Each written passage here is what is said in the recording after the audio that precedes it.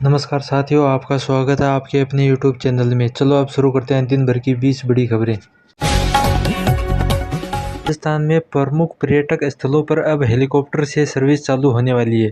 इससे बाहर से आए हुए राजस्थान में घूमने वाले लोगों को हेलीकॉप्टर से भ्रमण का आनंद ले सकेंगे। राजस्थान पर्यटन विकास निगम की बैठक में ये फैसला लिया गया। पर्यटन विभाग ने ई टैक्सी सर्विस को भी मंजूरी दे दी है। जोधपुर में एक दिल दहलाने वाला सड़क हादसा हुआ। युवक अपनी पत्नी को पीहर छोड़कर गुरुवार शाम वापस आते समय उनकी इनोवा गाड़ी तेल से भरे टैंकर से टकरा गई। टकराते ही इनोवा गाड़ी साइड में गिरने के बाद उसमें आग तेज लग गई। युवक को बाहर निकलने का मौका ही नहीं मिला और 1 घंटे की मशक्कत के बाद युवक का कंकाल बाहर निकाला गया। अलवर के बानसूर में भी 4 युवक बाइक पर शादी के लिए कपड़े खरीदकर गुरुवार रात वापस आ रहे थे। आते समय ये बाइक जीप से टकरा गई और चारों युवकों की जीप से भिड़ंत के बाद मौके पर ही मौत हो गई। मरने वाले चारों युवक एक ही परिवार के थे। इनमें 2 सगे भाई थे तथा 2 ताऊ और चाचा के लड़के। राजस्थान सरकार ने गुर्जरों की आरक्षण से संबंधित सभी मांगें मान ली हैं। 4 दिन तक चली गुर्जर आरक्षण संघर्ष समिति और सरकार के बीच वार्ता सफल हुई। वार्ता के बाद विजय सिंह बेसला ने कहा कि अब राहुल गांधी की भारत जोड़ो यात्रा का स्वागत करेंगे, वरना नहीं इसका हम विरोध करते। राहुल गांधी की पूरी यात्रा गुर्जर बाहुल्य इलाकों से होकर गुजरेगी, इसलिए सरकार को उनकी मांगें माननी पड़ी। शाम को दिल्ली में एमसीडी चुनाव का प्रचार प्रसार थम जाएगा। अब 4 दिसंबर को एमसीडी के चुनाव होंगे।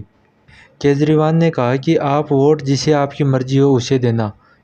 और एलजी साहब भी चाहे कुछ भी कहो, लेकिन आपकी योगा कला से लगातार चलती रहेंगी। एमसीडी चुनावों के चलते हुए दिल्ली में 3 दिन के लिए ड्राई डे होगा। मतलब 2, 3 और 4 दिसंबर को एमसीडी चुनावों के कारण शराब की दुकानें बंद रहेंगी तथा एमसीडी चुनावों के नतीजे वाले दिन 7 दिसंबर को भी ड्राई डे रहेगा। एस चंद्रशेखर के संबंधों को लेकर आज ईडी ने फिर से अभिनेत्री नोरा फतेही को ईडी दफ्तर में पूछताछ के लिए बुलाया है। यह कुल 200 करोड़ रुपए का ठगी केस बताया जा रहा है। इससे पहले भी ईडी ने नोरा फतेही से कई बार पूछताछ कर चुकी है। वंदे भारत ट्रेन आज फिर से 5वीं बार हादसे की शिकार हो गई है।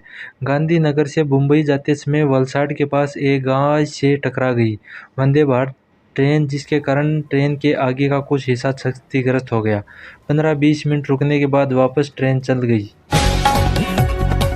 गुजरात में कल पहले चरण के चुनाव हो गए हैं। 89 उम्मीदवारों का कल भाग्य पेटी में कैद हो गया है। पूरे दिन में सभी जगहों पर शांति से मतदान हुआ तथा अब दूसरे चरण का मतदान 5 दिसंबर को होंगे।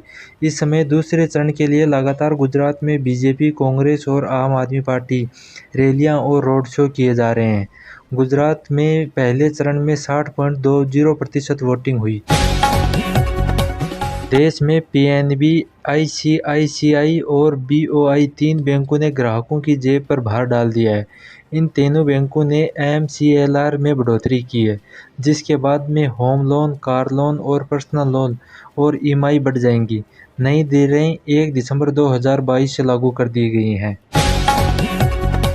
भारत जोड़ो यात्रा का आज 86वां दिन है। आज भारत जोड़ो यात्रा एमपी के उज्जैन से स्टार्ट हुई। एमपी में आज यात्रा का 10वां दिन है। 13 दिन तक ये यात्रा एमपी से गुजरने के बाद यात्रा राजस्थान के झालरापाटन से होकर प्रवेश करेगी। यूपी में अखिलेश यादव ने एक बार फिर से यूपी सरकार के दोनों डिप्टी सीएम केशव मौर्य और ब्रजेश पाठक को खुला ऑफर दिया है कि आप अपने साथ 100 विधायक लेकर आओ और सीएम बन जाओ। अखिलेश ने कहा कि डिप्टी सीएम में क्या रखा है, विधायक लाकर के सीएम बनो। यहाँ जम्मू कश्मीर में सेना व पुलिस को भारी मात्रा में ड्रग्स और हथियार बरामद हुए हैं और जवानों को पाकिस्तान में बना एक जूट का बैग भी बरामद हुआ है। इसके बाद सेना व पुलिस चौकन्नी हो गई है। धन्यवाद साथियों, आपको ये न्यूज़ कैसी लगी? अच्छी लगी तो हमारे चैनल को सब्सक्राइब करें और बेल आइकन को दबाएं, जिससे आपको और अधिक लेटेस्ट न्यूज़ मिल सके। धन्यवाद।